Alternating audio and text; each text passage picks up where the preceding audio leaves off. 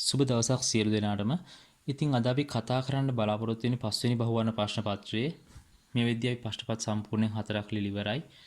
ඒ කියන්නේ MCQ මේ වෙද්දී 100ක් ලියලා ඉවරයි මේ ප්‍රශ්න පත්‍ර 4 ඇතුළෙම. මේ පස්වෙනි ප්‍රශ්න පත්‍රය ටිකක් වෙනස් ගණන් අපි කීපයක් දාලා තිබ්බා. ඉතින් සමහරවිට මේවා ගැටලු ආවා කොහොමද හදන්නේ කියන එක සම්බන්ධයෙන් පේපර් ටිකක් අමාරුයි කියලා ගොඩක් අය කියලා තිබුණා. ඉතින් මේකෙදී ඔයගොල්ලෝ අපි ප්‍රශ්න පත්‍ර 4 කරපු යෙදීම් සියල්ල හොඳින් අධ්‍යයනය කළා නම් පස්වෙනි එකේ යෙදීම් සියල්ල ටිකක් වෙනස් ආකාරවලින් යොදවලා ගණන් අපි නිර්මාණය කරලා තියෙනවා. ඉතින් ඔයගොල්ලන්ට ඒවා ලේසියෙන් හදන්න පුළුවන් කලින් ප්‍රශ්න පත්‍ර සියල්ලම සම්පූර්ණ තනියෙන් විවරණය කරලා තියෙනවා නම්.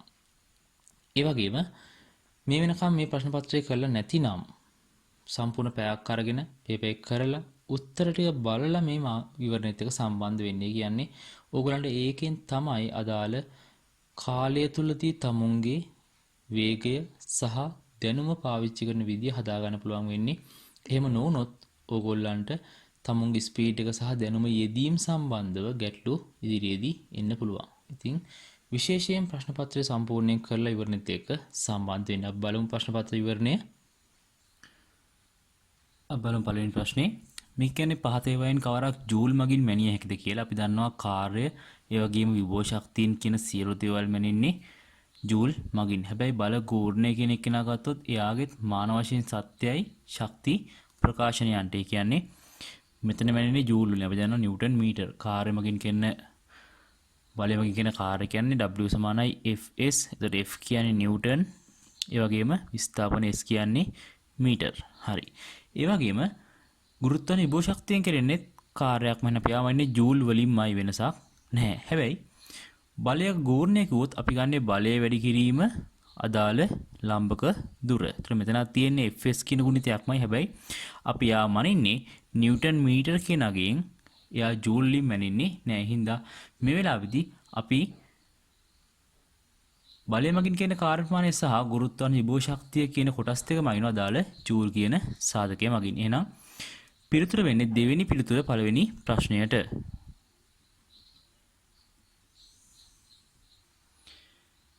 දෙවෙනි ගණන බලන්න මේකේ කුඩාම කොටසක දිගේ x වෙනවා කියන ප්‍රධාන පරිමාණේ ඒ වගේ පරිමාණ කොටස් n සංඛ්‍යාවක් අරන් වර්ණීය කොටස් කැපිටල් n සංඛ්‍යාවකට බෙදීමෙන් තමයි මේ කියන අදාළ මිනු උපකරණ තනලා තියෙන්නේ. නම් මේක මුලින්ම වර්ණීය කොටසක දිග හොයා ගන්න ඕනේ. වර්ණීය කොටසක දිග. හරි. බලන්න මේකෙදි ප්‍රධාන පරිමාණයේ කුඩාම දිග වෙන්නේ x. ඒ වගේ කොටස් n සංඛ්‍යාවක් අරගෙන එයාව තමයි වර්ණීය කොටස් n සංඛ්‍යාවකට බෙදන්නේ. පැහැදිලිද? එතකොට මේ තියෙන්නේ අදාළ පරිමාණය තුල වර්ණීය කොටසක දිග. එහෙනම් අපි දන්නවා ප්‍රධාන පරිමාණ කොටසක දිග ගත්තොත් එයා සමානයි x ට. එහෙනම් අපි දන්නවා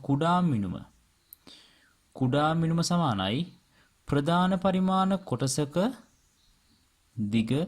අපි අඩු කරනවා කවුද? වර්ණීය පරිමාණ කොටසක දිගෙන්. එහෙනම් මෙතන ප්‍රධාන පරිමාණ කොටස දිග වෙන්නේ x. එයාගේ අපි අඩු කරනවා xn බෙදීම n කියන වර්ණීය පරිමාණ කොටසක දිග. එහෙනම් මෙතනදී දෙවෙනි බහුවර්ණයට පිළිතුර වෙන්නේ 4 වෙනි පිළිතුර.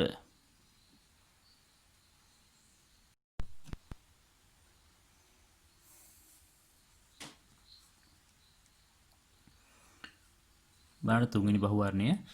මෙතන තියෙන යම් ස්කන්ධයක් බිත්තියක වැදිලා පොළාපයින්නවා කියන අවස්ථාවක්. මේ වෙලාවේදී මේ ස්කන්ධයේ බිත්තිය මත ආවේගී බලයක් ඇති කරනවා. එතකොට අපි ගන්න ඕනේ දැන් මේ බිත්තිය මත ඇවිල්ලා වදිනකොට මෙන්න මේ දිශාවට ආවේගී බලයක් ඇති වෙනවා. එහෙනම් මම මෙන්න මේ පැත්තට මුලින් මේ පැත්තට ප්‍රවේග සංඝචක මෙන්න මේ වගේ ක්‍රියාත්මක වෙන්නේ පොළාපැනීමත් එක්ක. මම මුලින් පහළට එන ප්‍රවේග සංඝචකය සහ නැවතත් ඉහළට පොළාපනින සිරස් ප්‍රවේග සංඝචක ලබා ගන්න ඕනේ. එහෙනම් මේකේ තියෙන්නේ v කියන වේගයෙන් අංශක 45යි කෝණය. එහෙනම් මෙතන වෙන්නේ v cos 45යි. ඒ කියන්නේ v බෙදීම මූල 2යි. පොළාපනින්නෙත් එම වේගයෙන්ම නම් cos 45 කියන්නේ v බෙදීම මූල 2මයි. හරි. එහෙනම් මම දැන් මෙන්න මේ දිශාවට දානවා අදාළ ගම්‍යතා වෙනස් වීමේ ශීඝ්‍රතාවට සම්බන්ධ ප්‍රකාශනයේ mv ඍණ mu කියන සම්බන්ධතාවය.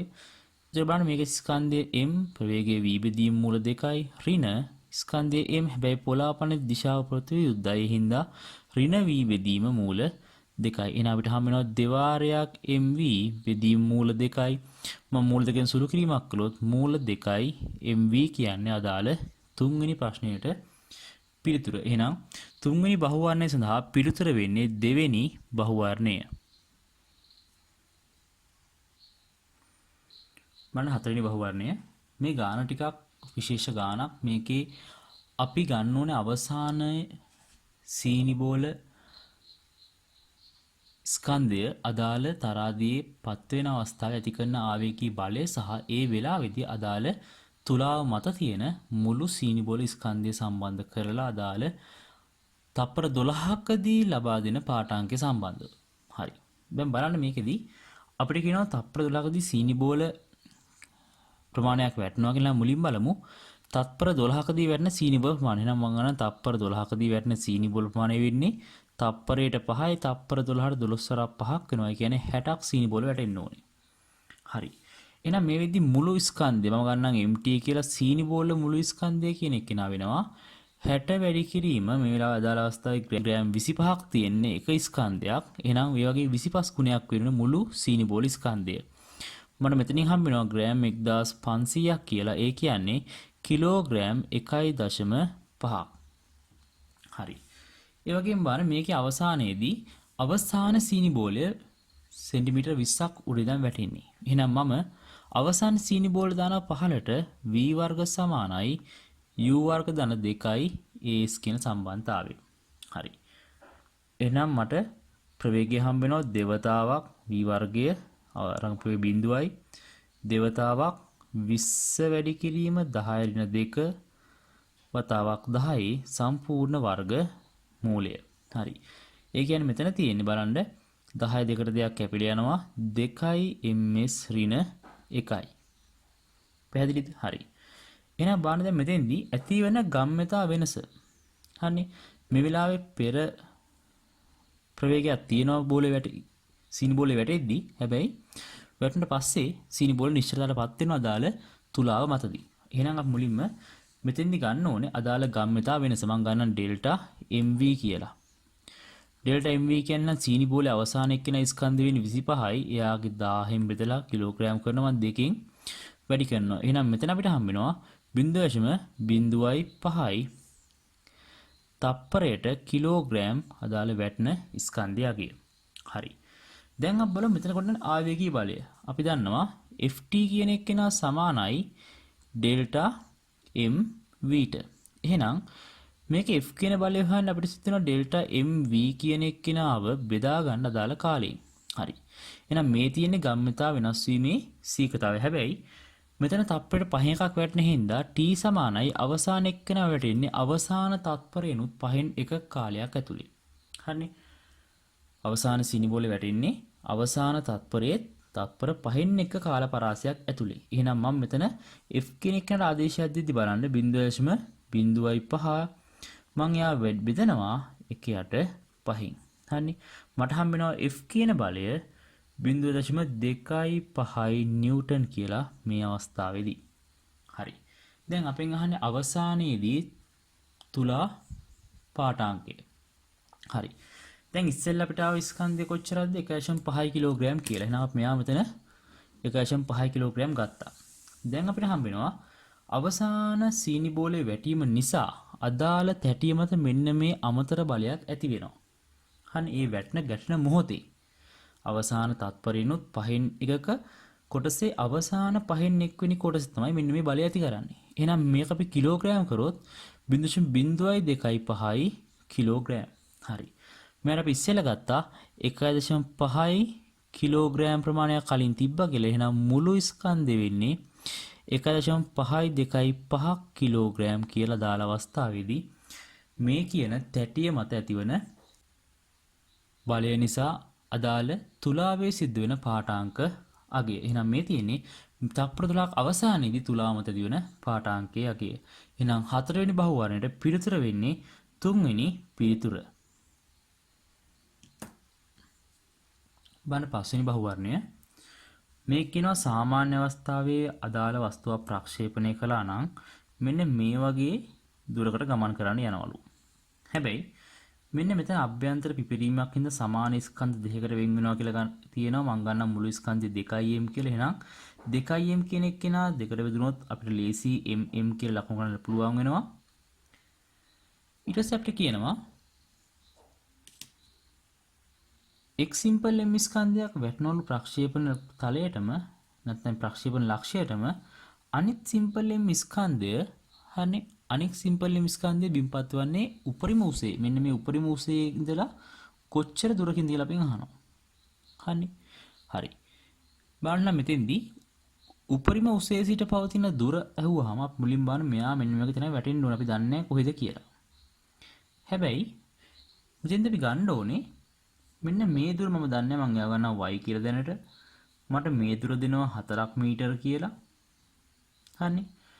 එහෙනම් මම මෙන්න මේ ස්කන්ධ පිපිරීමක් නැති වුණා නම් එයා ගිහින් වැටෙන තැන සලකනවා. මෙන්න මෙතන එයා වැටෙන්නේ හරියටම 4 මීටර දුරින්. හරි.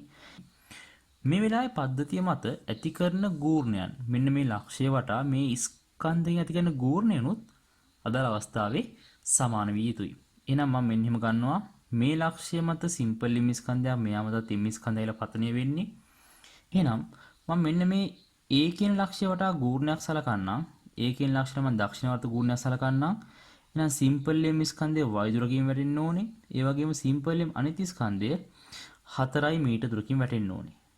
එයා සම්පූර්ණයෙන්ම සමානයි බිඳුවට. හරිනේ. පද්ධති ස්කන්ධ ගමන් කරන ලක්ෂයන් සැලකීමෙන්. එහෙනම් මේක බලන්න මට හම්බ වෙනවා y කියන එක කෙනා සමානයි අදාළ අවස්ථාවේදී 4 මීටර කියලා. හරි. ඒ කියන්නේ දෙවෙනි ස්කන්ධය වැටෙන්නේ A සිට 4 මීටර තවත් එහා වූ දුර ලක්ෂයකින්. පැහැදිලිද? හරි. එහෙමනම් මගෙන් අහන්නේ මෙතන සිරස් උසේ සිට පවතින දුර. එහෙනම් මෙන්න මේ දුර වෙන්නේ මීටර 2යි. මෙතන සිට මීටර 4ක් දුර යනවා. එහෙනම් මුළු දුර වෙන්නේ 6ක් මීටර බවට පත් වෙනවා අදාළ අවස්ථාවේදී. උපරිම උසේ සිට ගමන් කරන තිරස් දුර. එහෙනම් මෙතෙන්දී අපිට පුළුවන් අදාළ දුර හොයාගන්න 6ක් මීටර කියලා. එහෙනම් 5 වෙනි බහුවර්ණයට පිළිතුර වෙන්නේ 5 වෙනි පිළිතුර. බලන්න 6 වෙනි ප්‍රශ්නේ. වායුගෝලීය ප්‍රතිරෝධයක් නොමැති නම් ඉහළ ගමන් කළ කාලය සහ පහළට ගමන් කරන කාලය සමාන වෙයි. හරිනේ. වායුගෝලීය ප්‍රතිරෝධයක් නැහැ කියන අදාළ අවස්ථාවේදී මේ කියන පද්ධතිය ඇතුලේ. හරිනේ. මේ කියන පද්ධතිය ඇතුලේ ඉහළට ගමන් කරන කාලය, ඒ කියන්නේ වස්තුවක් මේ වගේ ඉහළට ගමන් කරන කාලය සහ පහළට ගමන් කරන කාලය කියන දෙන්නම එකිනෙකට සමානයි. අපි ප්‍රක්ෂිප්තවල කතා කරන මූලික સિદ્ધාන්ත කොටසක්. හරි. B කියන අවස්ථාව බලන්න. B කියන අවස්ථාව කියන අපිට වාත ප්‍රතිරෝධයක් තිබේ නම්. හරි. එහෙනම් බලන්න මේ කියන වස්තුව ඉහළට වාත ප්‍රතිරෝධයක් හරහා ගමන් කරනවා නම් පහළට mg කියන භාරය ක්‍රියාත්මකයි. වාත ප්‍රතිරෝධය F කියන එක්කිනා ක්‍රියාත්මකයි. එහෙනම් මන්දනේ මම ගත්තොත් A1 කියලා. මේ වෙලාවේ mg ධන F මන්දනයක් තියෙන ඍණ බෙදීම m ට සමානයි අදාළ මන්දනයගේ. ඒ වගේම ආයෙ මෙයා පහළට එන වෙලාවක් ගත්තොත් ඉහළට බලයක් ක්‍රියාත්මකයි පහළට mg භාරය ක්‍රියාත්මකයි. මේ වෙද්දී A2 කියන ත්වරණය සමානයි mg ඍණ F බෙදීම m කියන අගයට.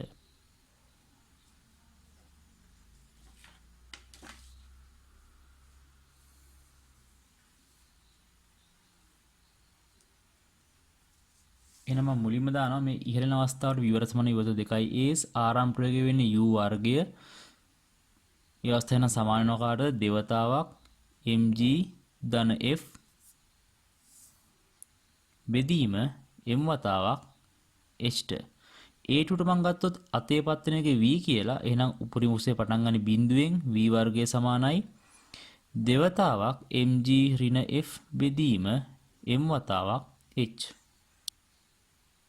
එහෙනම් බලන්න v වර්ගය කියන එක්කෙනා සමානයි මෙතෙන්දී mg ඍණ f බෙදීම mg ධන f ගේ සම්පූර්ණ මූලය වතාවක් u ට කියන්නේ. පේනවද? මෙතන v කියන එක්කෙනා මම මෙතන v වර්ගනේ v කියන එක්කෙනා ගත්තේ v කුඩා වෙනවා කාටද? u ට වඩා. ඒ කියන්නේ මේ වෙලාව අතේ පත්වන වේගය හරි අතර වදින වේගය ඉහළ විසකීමේ වේගයට අඩුයි. ඒ කියන්නේ b කියන ප්‍රකාශනයත් මේ වෙලාවේදී අදාළ අවස්ථාවේ සත්‍ය බවට පත් වෙනවා. හරි. අවසාන අවස්ථාව බලන්න.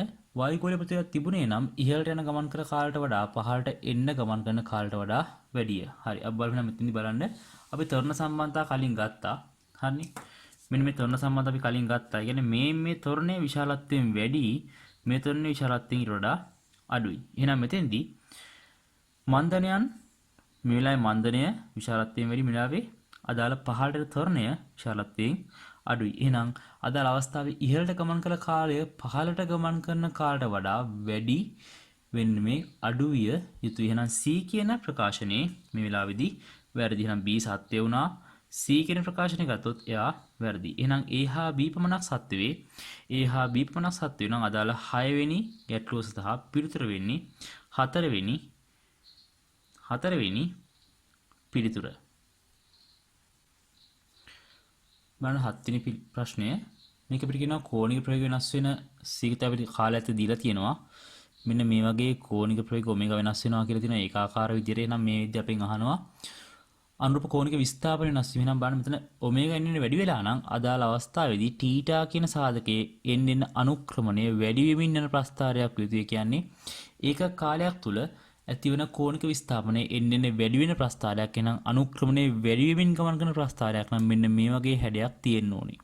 පැහැදිලිද? එහෙනම් 7 වෙනි බහුවර්ණයට පිළිතුර වෙන්නේ පළවෙනි පිළිතුර අදාළ කෝණික ප්‍රවේගය ඒකාකාරව වැඩි වෙනකොට මේ අවස්ථාවේදී කෝණික විස්ථාපනය වැඩි වන අනුක්‍රමණයක් සහිතව මේ එන්න තප්පරෙන් තප්පරෙන් මොකද අනුක්‍රමණය වැඩි වෙන කෝණික විස්ථාපනයක් සහිතව ඉහළ යා යුතුයි. ඒ නිසා 7 වෙනි බහුවර්ණයේ පිළිතුර වෙන්නේ පළවෙනි පිළිතුර.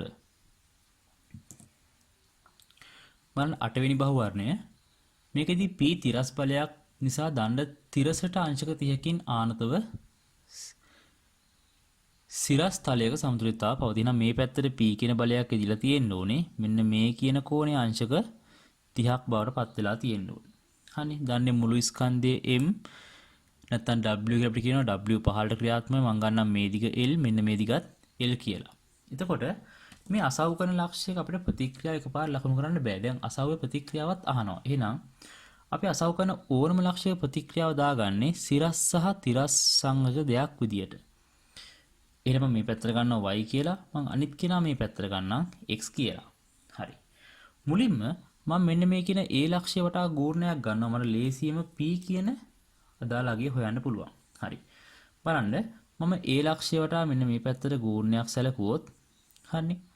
w කියන එක්කෙනා අදාළ අවස්ථාවේ වැඩි වෙන්න ඕනේ. මෙයා l නම් මේ දිගත් l මෙයා 30යි. එහෙනම් l cos 30න්. අනිත් පැත්තෙන් p කියන බලය ඊට ප්‍රතිවිරුද්ධයි. එයා ඍණයි. p වැඩි කිරීම 2l වතාවක් මෙතන අගේ 60යි. එහෙනම් මේ අගේ වෙන්නේ 2l cos 60යි. සමතුලිතතාවය නිසා මේ කියන බල සියල්ල ශුන්‍යයෙන් නැත්නම් ගූර්ණය ශුන්‍යයට සමාන විය යුතුයි.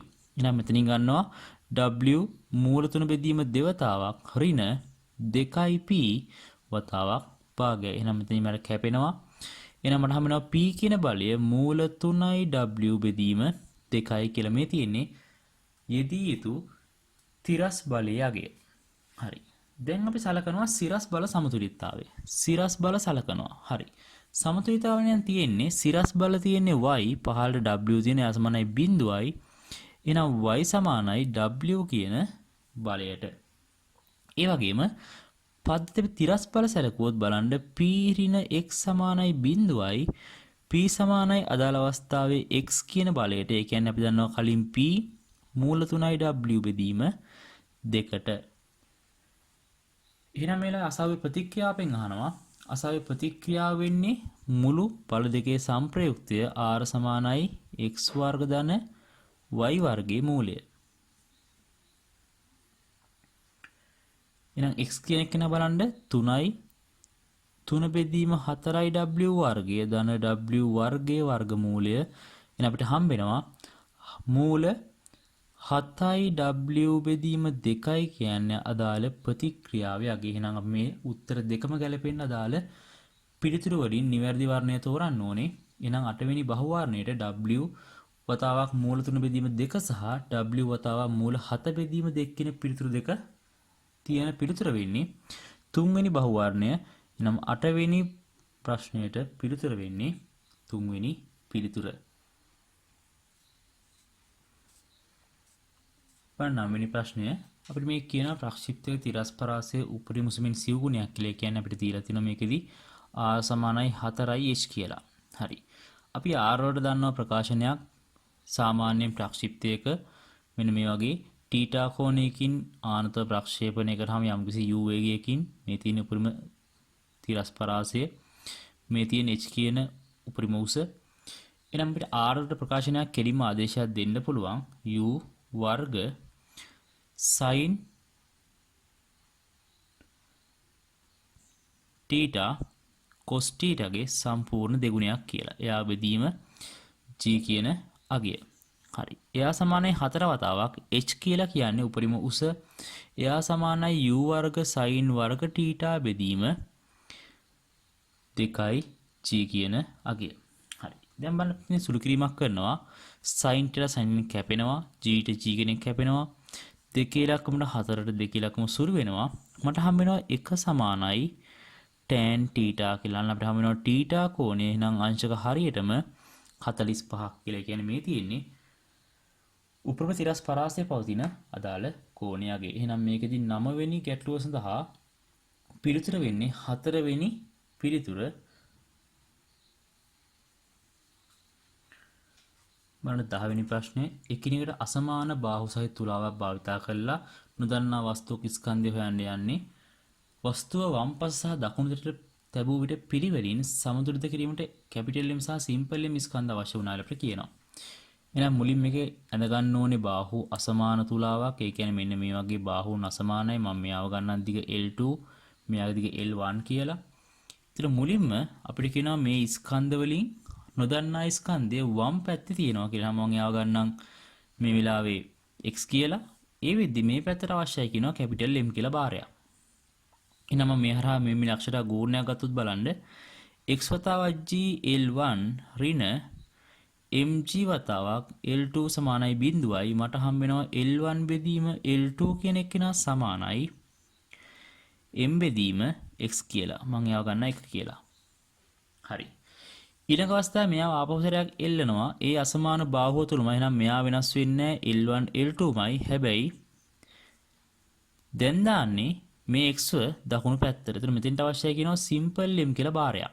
එහෙනම් බලන්න මෙතෙන්දී mg L1 ඍණ xg L2 සමානයි බිඳුවයි. එහෙනම් අපිට මෙතනින් හම්බ වෙනවා L1 බෙදීම L2 සමානයි x බෙදීම m කියලා. එහෙනම් මේ තියෙන දෙවෙනි ප්‍රකාශනය. බලන්න අවස්ථා දෙකෙන්ම අපිට දෙන්නේ බාහුන් වල අදාළ දඬු වල දිගේ අනුපාතයක්. එහෙනම් මේ අනුපාතයන් දෙක සමාන විය යුතුයි.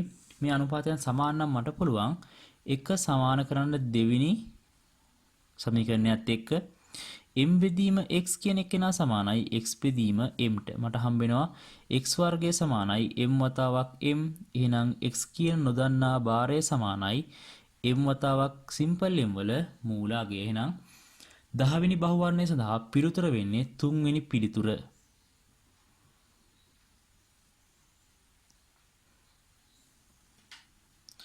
බලන්න 11 වෙනි ප්‍රශ්නේ. මේක හොඳ ගැටලුවක්. මේ වගේ දණ්ඩක් තියෙනවා මැදින් නිවර්තනය කරලා එයාගේ අවස්ථි ගුණය i කියනවා නිශ්චලතාවයේ තියෙන්නේ. ඒ වගේම මුලින්ම සිම්පල් m කියලා ස්කන්ධයක් v1 වේගයෙන් එළව දිනවා මෙයාගේ. ඒ වගේම ඒත් එක්කම සිම්පල් m ස්කන්ධයක්ම v2 වේගයෙන් එළව පහළ කෙළවරෙන් වදිනවා. හැබැයි ගැටි සම්පූර්ණයෙන්ම ස්කන්ධකම් පොළා පනිනවා නම් හන්නේ මේ ස්කන්ධෙම ගැටලා සම්පූර්ණයෙන් පොළා පනිනවා නම් මේ වෙද්දී දණ්ඩ යම්කිසි කෝණත්වයක් ලබා ගන්න ඕනේ. හරි. එහෙනම් මේ දණ්ඩ මෙන්න මේ පැත්තට ඔමේගා වලින් භ්‍රමණය විය යුතුයි. මම ගන්නවා ඔමේගා කියලා. බලන්න දණ්ඩේ පෙර කෝණික ගම්‍යතා නැහැ. හැබැයි රේඛික ගම්‍යතා තියෙන හින්දා මෙන්න මේ ඕලක්ෂය වටා කෝණික ගම්‍යතාවය නැති කරනවා. දණ්ඩේ මුළු දිග වෙන 2l. එහෙනම් මම මෙයාව ගන්නම් l කියලා. මෙන්න මේ දිගවල් වෙන්නේ සම්පූර්ණයෙන්ම සමාන l කොටස් දෙකක්. පැහැදිලිද? හරි. එතකොට මට පුළුවන් මෙන්න මේ ඕලක්ෂය වටා මෙන්න මේ දිශාවට. හරි. එහෙනම් මම ගන්නවා ඕලක්ෂය වටා මෙන්න මේ දිශාවට කෝණික ගම්‍යතා සංස්ථිතිය. ඒතර බලන්න මුලින්ම මේ කියන සිම්පල් m ස්කන්ධයෙන් මෙන්න මේ පැත්තට අදාළ දණ්ඩ ඇදලා ගන්න උත්සාහ කරනවා. හරිනේ. මේ දිශාවට අදාළ දණ්ඩ ඇදලා ගන්න උත්සාහ කරනවා.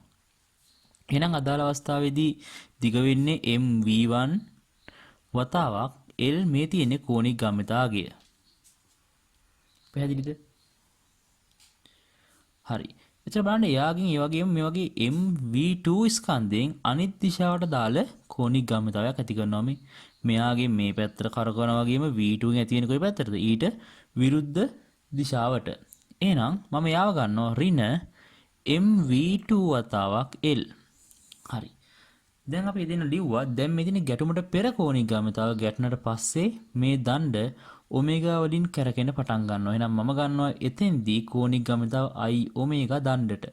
දැන් තියෙන්නේ මේ සියලු ස්කන්ධ පොළා පැනලා.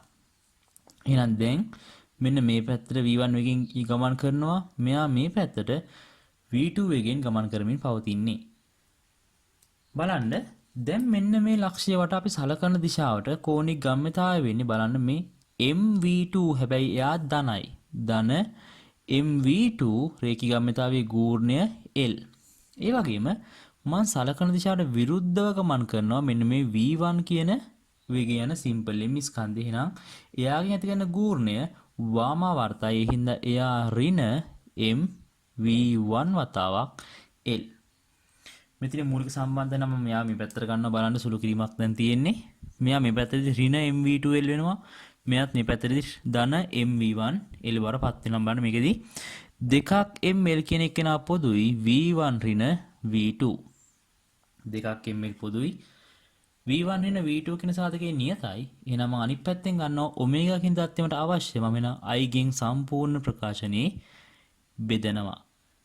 එහෙනම් මේ තියෙන්නේ අදාළ 11 වෙනි ගැටලුවේ දණ්ඩ චලිතයට ලක්වන කෝණික ප්‍රවේගය. එහෙනම් ඔමේගාගේ වෙන දෙවාරයක් ml v1 ඍණ v2 බෙදීම I කියන අගය. ඒ නිසා 11 වෙනි බහුවර්ණයේ පිළිතුර වෙන්නේ 5 වෙනි පිළිතුර. මට 12 වෙනි ප්‍රශ්නේ අපෙන් අහන්නේ ත්වරණය වෙන වස්තුවක් සම්බන්ධයෙන්.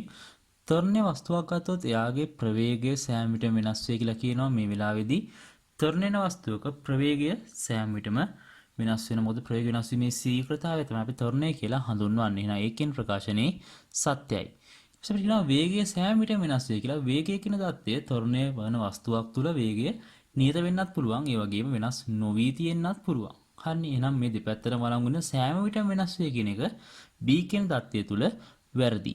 C කියන අවස්ථාව බලන්න චලිත දිශාව සෑම විටම වෙනස් වෙයි. චලිත දිශාව ත්වරණයන වස්තුවක සෑම විටම වෙනස් වෙන්නේ නැහැ. වෙනස් බලයක් ඇදීමක් හෝ අදාළ ආවේගී බලයක් ඇතිවීමෙන් තමයි අදාළ චලිතයේ දිශාව වෙනස් කරන්න හැකියාවක් අපිට හම්බෙන්නේ. එහෙනම් මේකෙදී C කියන தත්ත්වයත් වැරදි. බලන්න D කියන අවස්ථාව D කියන ප්‍රකාශනය කියනවා එහි වේගය වෙනස් විය හෝ වෙනස් නොවිය හැකි. එහෙනම් අපි කිව්වා කලින් ත්වරණයන වස්තුවක වේගය සෑම විටම වෙනස් වීම කියන එක වැරදි. හේතුව වේගය වෙනස් නොවි තියෙන්නත් පුළුවන්. ඒ වගේම වෙනස් වෙන්නත් හැකියාව තියෙනවා. එහෙනම් D කියන தත්ත්වය සත්‍යයි. ඒ වෙලාවේදී වේගය වෙනස් වීමක් හෝ වෙනස් නොවීමක් කියන අවස්ථා දෙකේදීම හැසිරීමට හැකියාව තියෙනවා. එහෙනම් මේකෙදී A සහ D කියන ප්‍රකාශන දෙකම සත්‍යයි. ඒ නිසා 12 වෙනි බහුවර්ණය සඳහා පිළිතුර වෙන්නේ 4 වෙනි වර්ණය.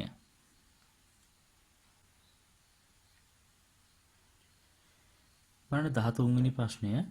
මුලින්ම මේකෙදී හොයාගන්න ඕනේ මේ කියන ස්කන්ධයක් මත ඇතිවන්නා වූ බලය. එහෙනම් මම මෙතනදී මුලින් පාවිච්චි කරනවා ගමතන අසීමේ ශීඝ්‍රතාවය mv ඍණ mu බෙදීම t කියන සම්බන්ධතාවය මේ පටිය මතට අදාළ වැලි වැටුණට පස්සේ යාට තිරසට හම්බ වෙන යම් ප්‍රවේගයක්. හැබැයි ඒ වෙද්දී තිරස් පැත්තට තියෙන ආරම්භ ප්‍රවේග ශුන්‍යයි. ඒ හින්දා මෙන්න මේ ප්‍රකාශනයේ ශුන්‍ය වෙනවා. එහෙනම් මේකේ F බලය සමානයි mv බෙදීම t ට. හරි. එහෙනම් මෙතන ස්කන්ධ වෙනස් වීමේ ශීඝ්‍රතාවය අපි ගිය පාර පේපර්ස් ගොඩක් මේක කළා. එයා සමානයි 0.5යි අදාළ ප්‍රවේගය වෙන්නේ 2යි. එහෙනම් අපිට හම්බ වෙනවා අදාළගේ නිව්ටන් 1යි කියලා. හරි. මෙතන අදාළ බලය අගය. එහෙනම් අපි දන්නවා අදාළ කාර්ය ප්‍රමාණය අපිට හොයාගන්න පුළුවන්. W සමානයි අපි දන්නවා Fs කියලා. මම දෙපැත්තම t වලින් බෙදුවොත් මට හම්බ වෙනවා මෙන්න මේ අවස්ථාවේදී P කියන ක්ෂමතාවය සමානයි බලය වැඩි කිරීම ප්‍රවේගය කියලා. එහෙනම් මෙතන ගන්නවා ක්ෂමතාවයේ W සමානයි බලය 1යි ප්‍රවේගය 2යි. එහෙනම් මේ වෙලාවේ 2යි වොට් අදාළ මුළු කෙරෙන කාර්ය ප්‍රමාණය. හරි. එහෙනම් මෙතන ක්ෂමතාවයේ 2යි වොට් නම් අපෙන් අහන්නේ කාර්ය.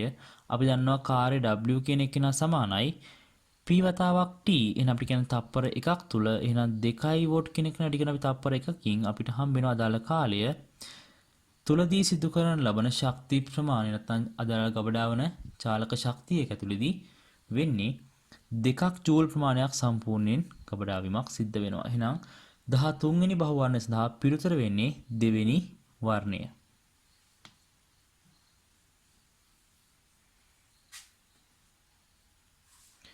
බලන්න 17 වෙනි ප්‍රශ්නේ මේක මේ වර්ණ සියල්ලම අපි කතා කරමු කොහොමද නිවැරදි සහ වැරදි වෙන්නේ කියන එක සම්බන්ධයෙන්. පළවෙනි එක නා බලන්න.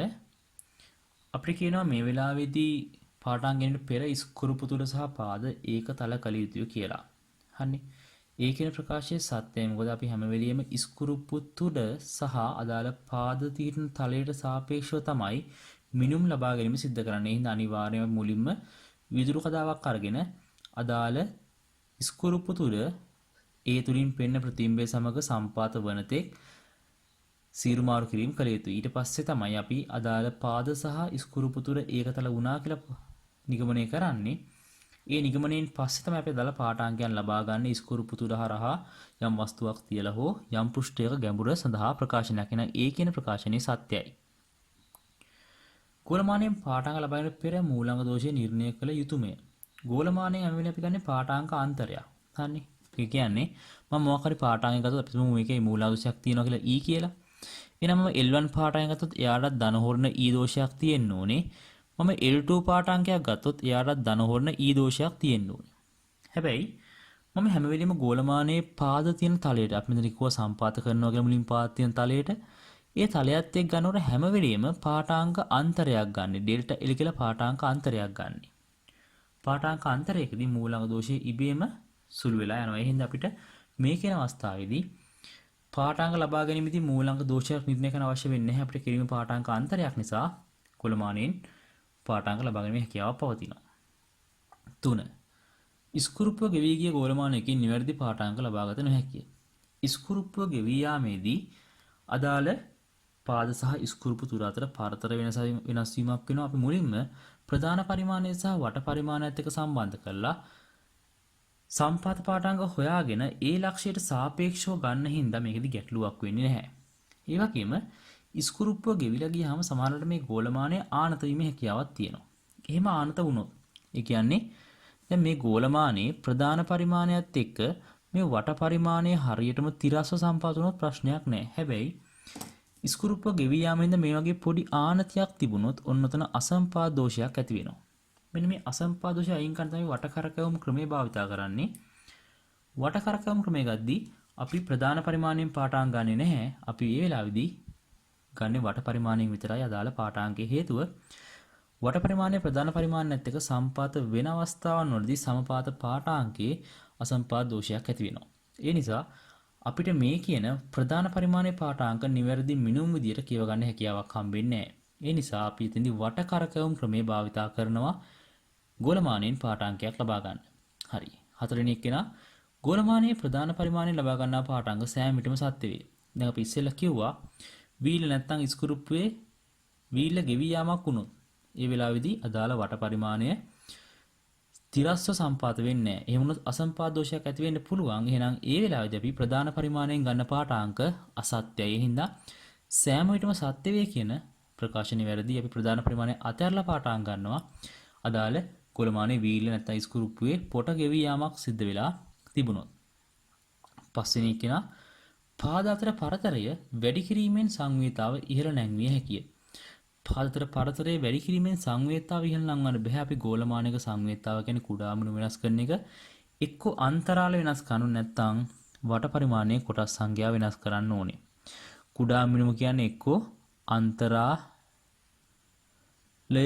නැත්නම් වට පරිමාණ කොටස් ගණන. පැහැදිලිද? එතකොට මේකෙදි කුඩා මිනුම තවත් කුඩා කරගන්න අවශ්‍ය නම් එක්ක අපි අන්තරාලය කුඩා කරන්න ඕනේ නැත්නම් වට පරිමාණයේ කොටස් සංඛ්‍යාව වැඩි කරන්න නම් ගෝලමානයේ සංවේතාව වැඩි කරන්න පුළුවන් මෙන්න මේ ක්‍රම ඔස්සේ. එහෙනම් බලන්න මේකෙදි පළවෙනි ප්‍රශ්නය පළවෙනි දත්තය නිවැරදි.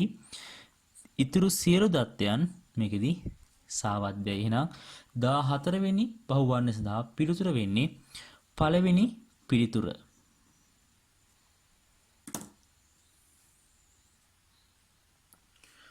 මම 15 වෙනි ප්‍රශ්නය අපි මේකෙදි පාවිච්චි කරනවා ශ්‍රමතා ප්‍රකාශනයේ H සමානයි FV කියන ප්‍රකාශනයේ F කියන ප්‍රකාශන බලයත් එක්ක තියෙන මුළු බලය වැඩි කිරීම ප්‍රවේගය කියන සම්බන්ධතාවය. අපිට ගන්න ශ්‍රමතාවය 400යි කිලෝවොට්. එහෙනම් අපි ගන්නවා 400 වැඩි කිරීම 10.3යි කිලෝවොට් කියනගේ F කියන්නේ බලය වැඩි කිරීම අදාළ දුම්රිය ගමන් කරන ප්‍රවේගය වෙමිලාවේ 8යි.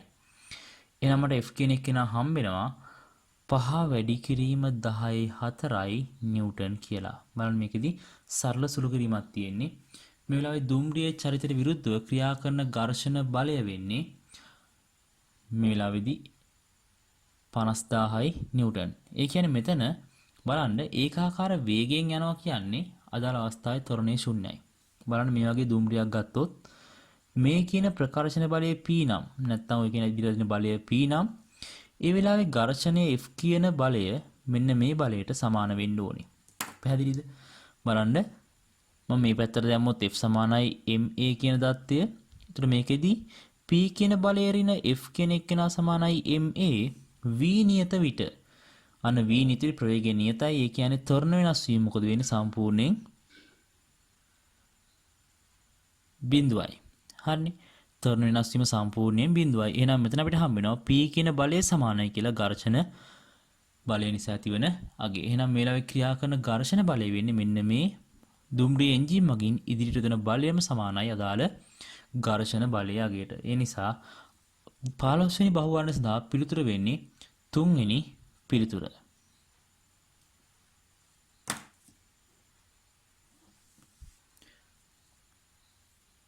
බලන්න 16 වෙනි ප්‍රශ්නය. මේ වෙලාවේ මිනිස්සෙක්ට නිශ්චල ජලය 8 කිලෝමීටර දුරක් ගමන් කර නැවත පැමිණීමට පැය දෙක කාලයක් අවශ්‍ය වේ. හරිනේ. එහෙනම් මේකෙදි මිනිස්සෙක් පැය දෙකක් ගිහිල්ලා එන්න ගත කරනවා නම් සම්පූර්ණයෙන් මේ වගේ යන්න සහ එන්න කියන අවස්ථාවට කිලෝමීටර් 8.16ක් ගත වෙනවා. ඒ වගේම පැය දෙකක් ගමන් ගත වෙලා තියෙනවා. එහෙනම් මේ ප්‍රවේගය වෙන්නේ 16 බෙදීම 2යි නැත්නම් 8යි පැයට කිලෝමීටර්. අපි මුලින්ම යාව හොයාගන්න ඕනේ. හරි. ගංගාවක් තියෙන. ඒතර ගංගාවගේ යම් දිශාවකට ජලය ගලාගෙන යනවා. මම ගන්නවා මේ පැත්ත ගන්නවා කියලා. මේ වෙලාවේ 4යි අදාළ පැයට කිලෝමීටර ප්‍රවේගය. මෙන්න මෙතන ඉන්න මිනිස්සයා මෙන්න මේ පැත්තට ගමන් කරලා කිලෝමීටර 8ක දුරක් නැවතත් මේ පාරෙමයි මේ ලක්ෂ්‍ය දක්වා එන්න ඕනේ. හරි. එහෙනම් බලන්න අපිට ගන්න වෙනවා ඉහළට යන අවස්ථාවේ මම ගන්නවා මේ ලක්ෂයන් A, මෙයා B, මෙයා C කියලා. එහෙනම් ABC කියන අවස්ථා තුනේදී මම A සිට B දක්වා යද්දී ගන්නවා සාපේක්ෂ ප්‍රවේගය. A සිට B දක්වා යාමට මම ගන්නවා සාපේක්ෂ ප්‍රවේගය. මේ වෙලාවේ ගඟට සාපේක්ෂව මිනිසාගේ සාපේක්ෂ ප්‍රවේගය. හරිනේ. අපි දන්නවා සාපේක්ෂ මූලධර්මයෙන් අදාළ ප්‍රවේග දිශාවන් දෙක පැත්තට තියෙද්දී දෙන්නව එකතු වෙනවා. එහෙනම් අපිට ලේසියෙන් ගන්න පුළුවන් මූලධර්මය දාන්න නැතුව අදාළ සම්බන්ධතාවය. අපි ගිය සතියේ කළා මේ මූලධර්මයේ සම්පූර්ණයෙන් සම්බන්ධතාවයත් එක්ක ව්‍යුත්පන්න කරගෙන ගණන් හදන විදිය. අද අපි කතා කරනවා කෙලිම ව්‍යුත්පන්නයක් ගන්න නැතුව ප්‍රවේග දිශා දෙපැත්තට නම් අපි ගන්නවා මුළු සාපේක්ෂ ප්‍රවේගය 12යි km ඍණ 1යි. ඒ වගේම B සිට C දක්වා ආපහු වෙද්දී ගඟට සාපේක්ෂව මිනිසාගේ ප්‍රවේගය සමානයි. බලන්න දෙන්නම එකම දිශාවට ගමන් කරන්නේ. එහෙනම් 8න් 4ක් ගියාම 4යි පැයට කිලෝමීටර්. හරි. අපි එදා කිව්වා t කියන කාලය හොයන්න s බෙදීම u වලින් පුළුවන්. හැබැයි මෙන්න මේ s සහ නැත්නම් විස්ථාපනය සහ ප්‍රවේගය කියන සාධක දෙකම ඉන්න ඕනේ එකම සමුද්දේශ රාමුවක් ඇතුලේ. එහෙනම් මම මෙතන ගඟට සාපේක්ෂව සියල්ලම ගන්නවා බලන්න. එහෙනම් මුළු t කියන කාලය සමානයි 508ක් කිලෝමීටර ගමන් කරනවා 12ක ප්‍රවේගයකින්. මේ දෙන්නම ඉන්නේ ගඟට සාපේක්ෂව දුර, ගඟට සාපේක්ෂ ප්‍රවේගය. ඊළඟ අවස්ථාවේ 8ක් ගමන් කරනවා 4ක් km කියන සාපේක්ෂ ප්‍රවේගයෙන්. එහෙනම් බලන්න මෙතන අපිට හම්බ වෙනවා අදාළ අවස්ථාවේ 3යි 2යි. මෙතන අපිට හම්බ වෙනවා පැය 2යි 3න් 2යි කියන්නේ පැය 2ක් සහ 3න් 2ක් කියන්නේ මේ වෙලාවේ මිනිත්තු 40ක කාලයක්. එහෙනම්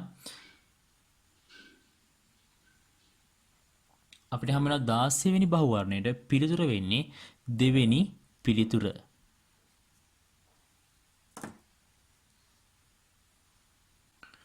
මම 17 වෙනි බහුවර්ණේ එකකාර ඝන සිලින්ඩරයක් 4න් එකක් ද්‍රව පෘෂ්ඨයෙන් ඉහළට පවතින පරිදි සිරස්ව පාවේ.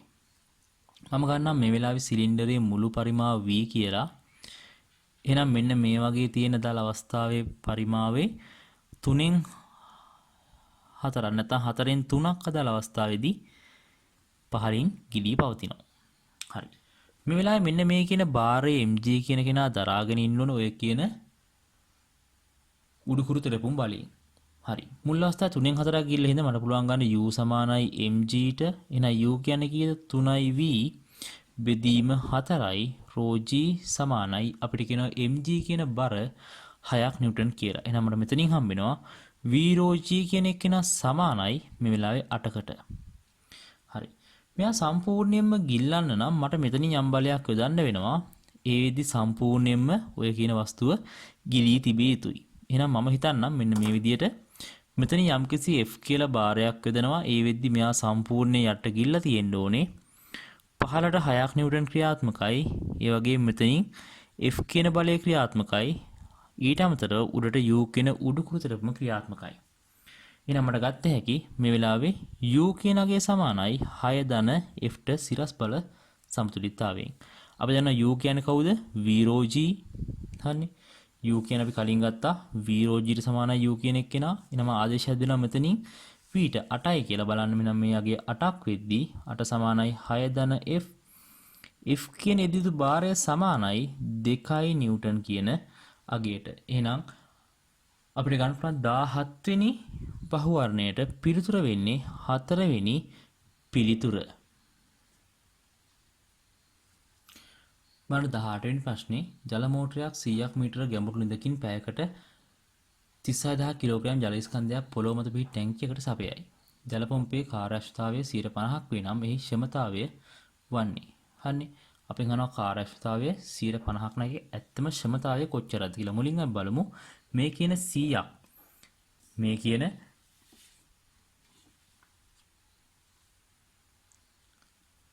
මුලින් අපි බලමු මේ කියන 100ක් මීටර් ගැඹුරු ඉඳලා මේ කියන ජල ස්කන්ධයේ ඉහළට ගන්න අවශ්‍ය කරන ශක්තිය. එහෙනම් අපි බලමු මෙතන තත්පරයක් තුළ සිද්ධ කරන කාර්ය ප්‍රමාණය ඒ තමයි ක්ෂමතාවය වෙන්නේ. එහෙනම් තත්පරයක් තුළ සිද්ධ කරන කාර්ය ප්‍රමාණය මේ අපිට ගන්න පුළුවන් 36000ක ස්කන්ධයක් ඔසවනවා 100ක් මීටර් උසකට. යාලි කියන අපි g ගෙන් 10න් ඒ වගේ මේක සිද්ධ වෙන සම්පූර්ණයෙන් පැයක් තුළ එහෙනම් 3600න් බෙදෙන්නත් ඕනේ. මම මෙතනින් කපනවා 3600ට. මට හම්බ වෙනවා මෙතන අදාළ අගය 10.4යි ජූල් කියලා මේ කියන තත්පරයක් ඇතුළේ. එහෙනම් මට මෙතනින් ගන්න පුළුවන් මෙතන තත්පරයක් තුල කෙරෙන ශක්ති ප්‍රමාණය, ඒ කියන්නේ මේ තියෙන ක්ෂමතාවය මම p කියන එක කෙනා ගන්නවා 10යි කිලෝවොට් කියලා. හරි. දැන් මේ තියෙන්නේ අදාළ ජලයේ ඉහළට එසවෙන්න කරපු කාර්යය. එහෙනම් මේ කියන මෝටරයට හැකියාව තියෙන්න ඕනේ මීට වැඩිය බලයක් යොදවන්න. එතකොට ඒකෙන් යම් කිසි ශක්තියක් හානි වෙලා තමයි ඔය කියන ජලයේ සියල්ලම ඉහළට ඔසවලා දෙන්නේ. අපිට මේ කාර්යක්ෂමතාවය 50%යි කියලා. කාර්යක්ෂමතාවය 50%යි නම් මේ වෙලාවේදී මේ තියෙන්නේ අදාළ ක්ෂමතාවයෙන් අර්ධයක්. ඒ කියන්නේ සම්පූර්ණ අර්ධයක් වැය වෙන්නේ ජලයේ ඉහළට ඔසවන්න. ඉතුරු අර්ධය සම්පූර්ණයෙන්ම මෝටරේ ක්‍රියාකාරීත්වයට වැය වෙනවා. නැත්තම් ඝර්ෂණයට, තාපයට, ශබ්දයට හානි වෙලා ගිහිල්ලා අදාළ ශක්ති හානියම් සිද්ධ වෙන්න පුළුවන්. ඒ හානි වීම හින්දා 50%යි මේ කියන වතුර අදින්න මෝටරයෙන් ලබා ගන්න හැකියාව හම්බ වෙනවා. මෝටරේ ක්ෂමතාවය ගත්තොත් මෝටරේ ක්ෂමතාවය මේ වගේ දෙගුණයක් මෙයා 50%ක් නම් මේ තියෙන මෝටරෙන් අර්ධයක ශක්ති ප්‍රමාණයක්. එහෙනම් මෝටරේ මුළු ක්ෂමතාවය වෙන්නේ PT නම් එයා සමානයි මේ වගේ දෙගුණයකට. එයා සමානයි 20යි කිලෝවොට්. එහෙනම් අදාළ අවස්ථාවේ 18 වෙනි බහුවර්ණයට පිළිතුර වෙන්නේ 4 වෙනි පිළිතුර.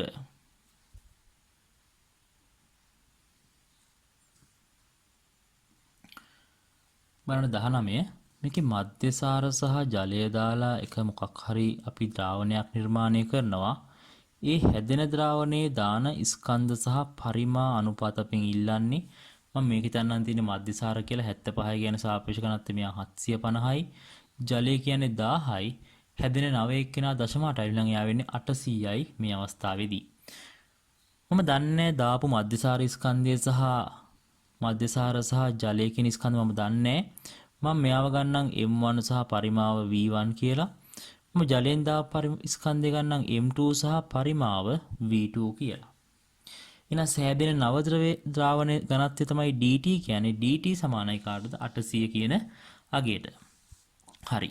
එහෙනම් අපි දන්නවා dt කියන සෑදෙන නව ඝනත්වය සමානයි m1 ධන m2 නැත්නම් ද්‍රාවණ දෙකේ මුළු ස්කන්ධය බෙදීම එක් කරන ලද මුළු පරිමාව කියන අගය. අපි දැන් අනිත් පැත්තෙන් d සමානයි m බෙදීම v. එහෙනම් මට d ට ආදේශයක් දෙන්න පුළුවන්. නැත්නම් මට m ට ආදේශයක් දෙන්න පුළුවන් dv කියලා. එහෙනම් මෙතන ආදේශයක් දෙනවා v ගෙන් හේතුව මගෙන් අහන්නේ පරිමාතර අනුපාතයක්. මම සිම්පල් m ප්‍රකාශන පද්ධතියෙන් ඉවත් කරන්න ඕනේ. එහෙනම් බලන්න මෙන්න මෙයා 800 අපිට දීලා තිබ්බා. 800 සමානයි m1 කියන්නේ මේ වෙලාවේ 750යි v1 ධන 10යි v2 බෙදීම v1 ධන v2. හරිනේ. මම බිඳුවක් සුළු කර හැකි. මම අනිත්‍යව සුළු කරන්නේ නැහැ. මේක ලේසියෙන් සුළු වෙන හින්දා 80යි v1 ධන 80යි v2 සමානයි 75යි v1 ධන 100යි v2. බලන්න මම මෙතන සුළු කිරීමක් ගන්නවා. 5යි v1 සමානයි 20යි v2. එහෙනම් v1 බෙදීම v2 සමානයි 4ට 1යි. එහෙනම් අනුපාත වෙන්නේ කොච්චරද? 4ට 1ක්. බලන්න මේකෙත් අපි අහන්නේ මධ්‍යසාර සහ ජල පරිමාත්‍ර අනුපාතය. අපි මධ්‍යසාරය ගත්තේ v1 කියලා, ජලය ගත්තේ v2 කියලා. එහෙනම් ගැටලුව ඇතුලේ තියෙන්නත් ඕනේ v1 ට v2 අනුපාතය නම් 4ට 1 කියන අනුපාතය මේකෙදි සත්‍යයි. එහෙනම් 19 වෙනි බහුවර්ණයට පිළිතුර වෙන්නේ 5 වෙනි පිළිතුර.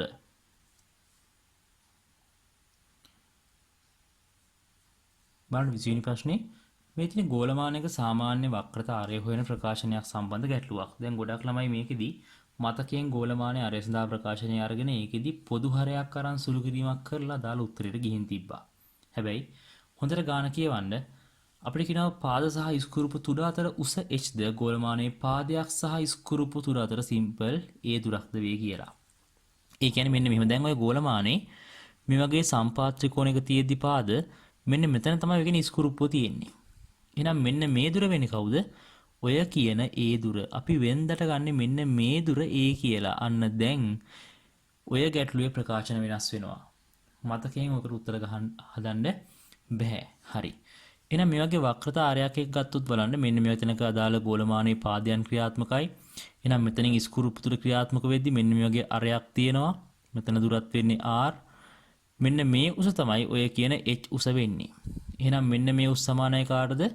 r ඍණ h ට. මෙන්න මේ දුර x, මෙන්න මේ දුර වෙන්නේ ඔය කියන පාදයක් සහ කේන්ද්‍රය අතර පවතින දුර.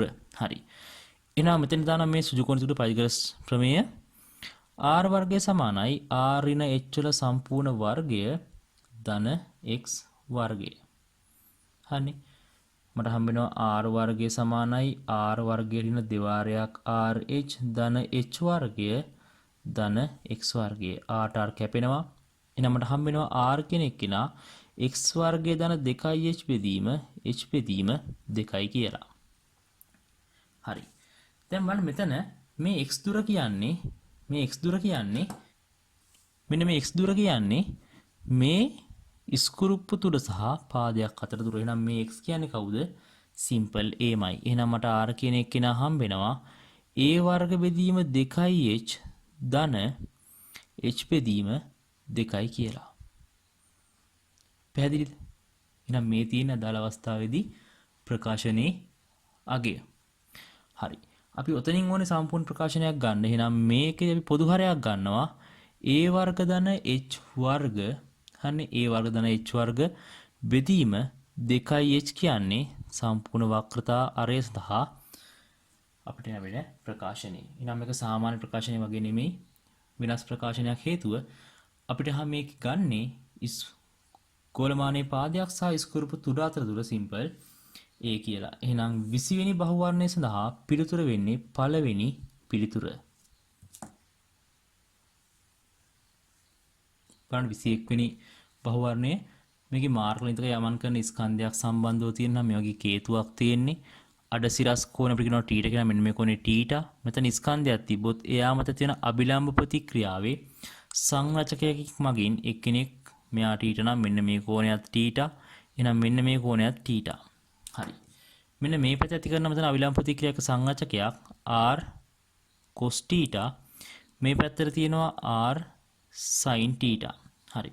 මුළු ස්කන්ධයේ mg කෙනෙක් කෙනා ඔය දෙන්නගෙන් දරා ගන්න ඕනේ. එහෙනම් මෙතෙන්දි බලන්න මම සිරසට f සමානයි m දැම්මොත් මට හම්බ වෙනවා r sin θ ඍණ mg සමානයි 0යි. එහෙනම් මට හම්බ වෙනවා r sin θ සමානයි mg ට. ඒ වගේම මම දානවා කේන්ද්‍රයේ පැත්තට f සමානයි ma. මට හම්බ වෙනවා r cos θ සමානයි m ප්‍රවේගයේ v වර්ගයේ බෙදීම r කියලා. හරි අපිට කියන මේකේ අරය තිරස් අරය අපිට r කියලා දීලා තියෙනවා. එහෙනම් මම මෙතන බෙදනවා බලන්න 1 සහ 2 මට පුළුවන් ගන්න මෙතෙන්දී 1 බෙදීම 2න් අදාළ අවස්ථාවේ r කැපිලා යනවා. එහෙනම් මට හම්බ වෙනවා tan θ සමානයි බලන්න මේකදී gr බෙදීම v වර්ගය. හරි. අපෙන් අහන්නේ v වර්ගයේ ප්‍රකාශනයක්. එහෙනම් මම v වර්ගය යුක්ත කරනවා. v වර්ගය සමානයි gr බෙදීම tan θ. බලන්න මේ කියන පිළිතුරු වලින් තුන්වෙනි පිළිතුරේ තියෙනවා gr බෙදීම tan θ ප්‍රකාශන. එහෙනම් අදාළ 21 වෙනි බහුවර්ණයට පිළිතුර වෙන්නේ තුන්වෙනි පිළිතුර.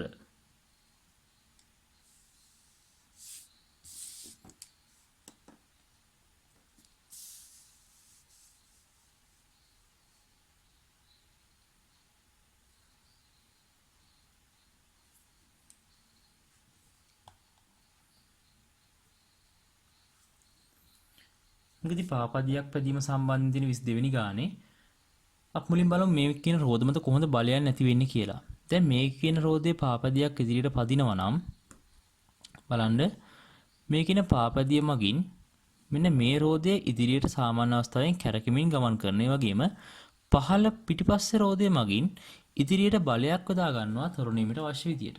හරි. එහෙනම් මේ වෙලාවේ සාමාන්‍ය රෝධයක් ඉදිරියට ගමන් කරද්දී යාමත ඝර්ෂණ බලය පිටුපසට ක්‍රියාත්මක වෙනවා වගේම මේ රෝධය උත්සාහ කරන්නේ මේ කියන බයිසිකලය මත මේ වගේ බලයක් ඉදීම මගින් ඉදිරියට කරකවල දෙන්න. එහෙනම් ඒ වෙලාවේදී මේ කියන ඉදිරිපස පිටුපස රෝධය මත මේ ඝර්ෂණ බලය ක්‍රියාත්මක වෙන්නේ ඊට පටහැනිව විරුද්ධ දිශාවට. එහෙනම් මේ වෙලාවේදී පාපදිය පදින නැත්නම් පැදගෙන යමින් පවතින පාපදියක රෝධ අතර ඝර්ෂණය කරන බල ඝර්ෂණය ක්‍රියාත්මක කරන බල ඇති වෙන්නේ මෙන්න මේ වගේ එකිනෙකට ඇතුල් පැත්තට ක්‍රියාත්මක වන දිශාවකට. එහෙනම් අදාළ අවස්ථාවන් ප්‍රකාශන ඝර්ෂණ බලය ඉදිරි ටයරය මත පසුපසටත් පසු ටයරය මත ඉදිරියටත් සකස් වේ. එහෙනම් පළවෙනි ප්‍රකාශනයේම සත්‍යයි.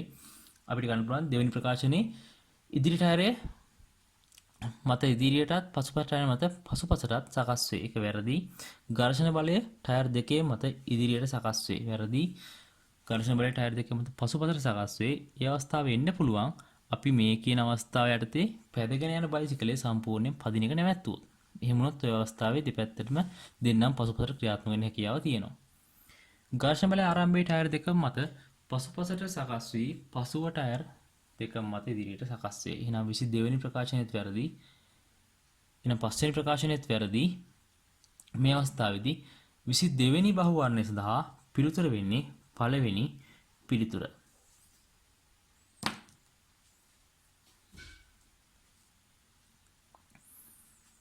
බලන්න 23 වෙනි ප්‍රශ්නේ මුලින් මේ ස්කන්ධයේ A කියන ලක්ෂයන් දෙකෙන් අපිට එල්ලනවා කියලා තියෙනවා. මෙන්න මෙතන A සහ A' අතර. එහෙනම් ගුරුත්ව කේන්ද්‍රය මෙන්න මේ රේඛා මත පිහිටිය යුතුයි. හරි. අපිට ඒකෙන් විතරක් ගන්න බෑ ගුරුත්ව කේන්ද්‍රය පිහිටීම. මම මේවා තව ලක්ෂයකින් එල්ලලා තියෙනවා. හරි. බලන්න මේකෙදි මෙන්න මේ වගේ තවත් ලක්ෂයකින් මෙයාව එල්ලලා තියෙද්දි මෙන්න මේ ලක්ෂය A වෙනවා මේ ලක්ෂය A' වෙනවා. මෙන්න මේ හරහා එල්ලලා තියෙනවා නම් ඔය කියන වස්තුව B කියන ලක්ෂයක් හරහා එල්ලලා තියෙනවා නම් දැන් බලන්න මෙන්න මේ හරහා මේ රේඛාව අපි නිර්මාණය කරොත් A සහ A' රේඛාව නිර්මාණය කරොත් හරියටම අන්නේ රේඛා දෙක කැපෙන ලක්ෂය තමයි ඔය කියන වස්තුවේ ගුරුත්ව කේන්ද්‍රය පිහිටන්නේ. මේ කියන්නේ මේ තියෙන්නේ අසම්මිතික වස්තුව ගුරුත්ව කේන්ද්‍රය පිහිටන අවස්ථාවක්. හරි. අසම්මිතික වස්තුව ගුරුත්ව කේන්ද්‍රය අපි හොයන්නේ සාමාන්‍යයෙන් යම් ලක්ෂයකින් අපි එල්ලලා අදාළ සිරස් රේඛාවක් ලකුණු කරනවා. ඒ වගේම අපි ඊට පස්සේ ඊට වෙනත් ලක්ෂයකින් අදාළ ස්කන්ධය එල්ලලා ඒ අදාළ සිරස් රේඛාවත් ලකුණු කරනවා. ඒ වගේ රේඛා දෙකක් අපි නිර්මාණය කරගන්නවා. බලන්න මෙතෙන්දී මෙන්න මේ රේඛා දෙක මේ ලක්ෂයෙන් සහ මෙන්න මේ P සහ A ලක්ෂණ එල්ලලා අපි රේඛා දෙකක් ඇඳ ගන්නවා. ඒ රේඛා දෙක ඡේදන ලක්ෂය මත තමයි හැම වෙලෙම මේ අසම්මිතික වස්තුවේ ගුරුත්ව කේන්ද්‍රය ක්‍රියාත්මක වෙන්නේ. එහෙනම් අපිට උලම් මෙතෙන්දී අදාළ වස්තුව මත ගුරුත්ව කේන්ද්‍රය ක්‍රියාත්මක වෙන්නේ මේ රූප හැටියට S කියන ලක්ෂය හරහා තමයි. හරියටම A රේඛාවත් BCට එල්ලුවාම ඇති වෙන සිරස් රේඛාවත් ඡේදන ලක්ෂයක් විදිහට අපිට හම්බෙන්නේ. එහෙනම් 23 වෙනි බහුවර්ණයේ පිළිතුර වෙන්නේ 4 වෙනි පිළිතුර.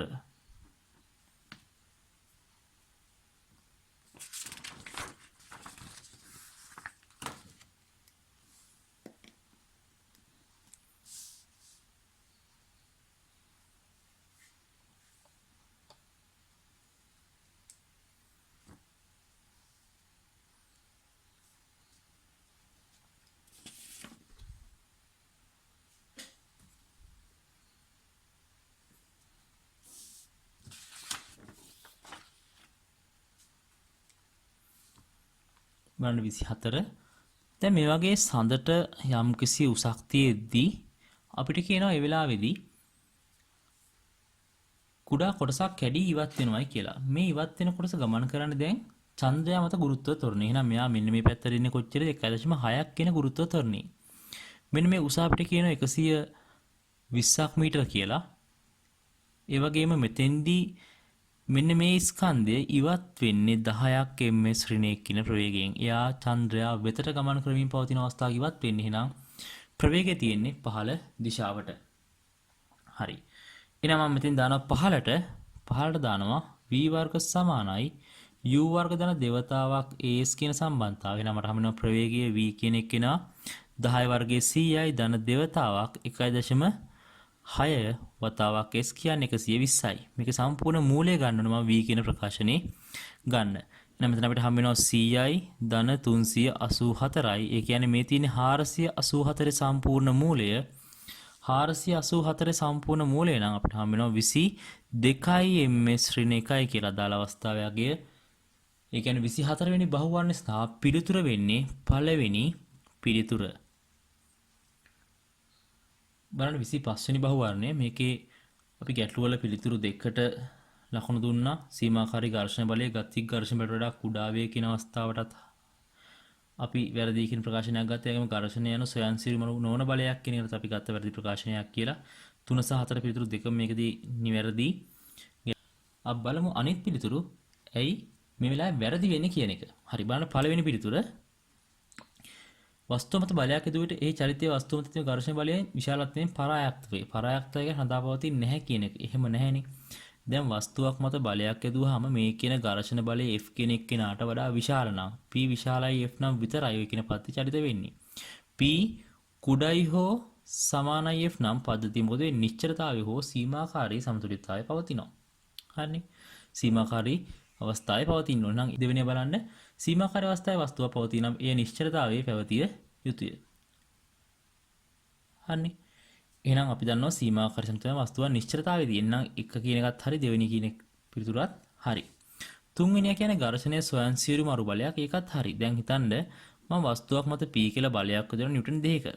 හැබැයි මේ ඝර්ෂණේ උපරිම F සීමාකාරයගේ පවතිනවා 10ක් නිව්ටන්. එහෙනම් මොකද වෙන්නේ දැන් ඝර්ෂණය 2ක් නිව්ටන් දක්වා එන්නේ නැහැ. ඝර්ෂණයත් මොකද වෙන්නේ 2ක් නිව්ටනට ඇවිල්ලා මුළු පද්ධතිය සමතුලිතතාවයේ තියාගන්නවා. මම ඊට පස්සේ මේ 2ක් නිව්ටන් අයින් කරලා යාට දානවා 5 නිව්ටන්. ඝර්ෂණ බලය මොකද වෙන්නේ? එයාත් 5 නිව්ටන් වෙලා පද්ධතිය නිශ්චලතාවයේ තියාගන්නවා. පේනවද? මේ බලයත් එක්ක අදාළ ඝර්ෂණ බලය ඉබේම වෙනස් වෙනවා. ඒ කියන්නේ මේවා ස්වයංසිරීමාරු වීම සිද්ධ වෙනවා. එහෙනම් මේ වෙලාවේ ඝර්ෂණය කියන්නේ ස්වයංසිරීමාරු වන බලයක්. ඒ හින්දා මේකේ තුන්වෙනි පිළිතුරේ ඝර්ෂණය ස්වයංසිරීමාරු නොවන බලයක් කියලා කියනවා. ඒ උත්තරේ මේකේ වැරදි. 4 සීමාකාරී ඝර්ෂණ බලය ගතික ඝර්ෂණ බලයට වඩා කුඩා වේ. හරිනේ. අපි දන්නවා ප්‍රස්ථාරික හැඩයක් අපි ගත්තොත් යොදන බලයත් එක්ක ඝර්ෂණ බලය වෙනස් වීම මෙන්න මේ වගේ ක්‍රියාත්මක වෙන්නේ. හරිනේ. ඒ වගේම යාගේ සීමාකාරී F සීමාකාරී අවස්ථාවට ගිහිල්ලා ඊට පස්සේ ෂණික ගතික අවස්ථාවටපත් වෙනවා. එහෙනම් F ගතික අවස්ථාවට වඩා කුඩා ගයක් තියෙනවා. මේකදී ඝර්ෂණ සීමාකාරී ඝර්ෂණ බලය ගතික ඝර්ෂණ වලට කුඩා වේ කියලා කියනවා. එහෙනම් මෙතනින් ඒ ප්‍රකාශනේ වැරදි. හින්දා හතරවෙනි ප්‍රකාශනයේත් වැරදි. 5 ඝර්ෂණ බලය මගින් ඇවිදීමේදී පාද මත ඉදිරියට බලයක් ගොඩනගයි. අපි පොළොව මත ඇවිදින්නේ ඝර්ෂණය මගින් කෙරෙන බලය භාවිතා කරලා. ඉතින් ඒ විලාවේ පොළොව මත ඉදිරියට බලයක් ඇති වෙනවා. ඒ නිසා අපි ඇවිදින්නේ පහසුවෙන් පොළොව මත. එහෙනම් ඝර්ෂණය අවශ්‍ය නැහැ පොළොව මත ඇවිදින්න. 25 වෙනි බහුවර්ණ සඳහා පිළිතුරු වෙන්නේ 2 හෝ 3 කියන පිළිතුරු දෙකම මේ ප්‍රශ්න පත්‍රයේදී අපි භාවිතා කරනවා. එහෙනම් මේ තියෙන්නේ 5 වෙනි බහුවර්ණ ප්‍රශ්න පත්‍රය. දැන් අපි පේපර් සම්පූර්ණ 5ක් කරලා ඉවරයි. මේ පේපර්ස් පහේම ඔයගොල්ලෝ මුලින් ඉඳන් ලිව්ව ළමයින් ගොඩක් ලකුණු වැඩි වෙලා තිබුණා. ඒක හොඳයි. හේතුව ඔයගොල්ලෝ හැම පේපර් එකෙම තමුන්ගේ වැරදි හදාගෙන තිබ්බා. විශේෂයෙන් මේ ප්‍රශ්න පත්‍ර වල කලින් පේපර්ස් වල වැරදි හදාගෙන ඉස්සරහට තියෙන පේපර්ස් ලියන්නේ. හින්දා ඔයගොල්ලෝ හැම වෙලෙම කරන පේපර්ස් බලන් ආපහු සැරයක් ඔයගොල්ලෝ වැරදි හදාගන්න අඩුපාඩු තියෙන තැන් අඳුර ගන්න. එහෙම අඳුරගෙන විශේෂයෙන්ම මේ ප්‍රශ්න ඊටම සාර්ථකව ලියන්න පුරුදු වෙන්න. කලින් පේපර්ස් වල තියරි යෙදීම් භාවිතා කරගෙන. ඉතින් අපි මේ පේපර් සෙට් එකම කරන්නේ ඒක අරමුණු කරගෙන. ඉතින් ඕගොල්ලන්ට පුළුවන් එකකින් උපරිම ප්‍රයෝජන ගන්න. එහෙම ප්‍රයෝජනයක් වෙන්නේ මේ පේපර්ස් සාර්ථකව අදාළ කාලය තුල ලියලා ඒ කාලය තුල තමුන් ලබා ගන්න ලකුණු මට්ටම තමුන් විසින්ම වැඩි දියුණු කරගත්තොත් විතරයි. කියන්නේ තමුන්ට අවංක මේ පේපර්ස් ටික හරියටම කරොත් ඕගොල්ලන්ගේ ලකුණු නැත්නම් දැනුම් මට්ටම ඉබේම වැඩි වෙයි. තව අවුරුද්දක් කාලයක් තියෙනවා. ඒ කාලය ඇතුලේ හොඳ ප්‍රතිඵලයකට යන්න ඕගොල්ලන්ට හැකියාව ලැබෙයි.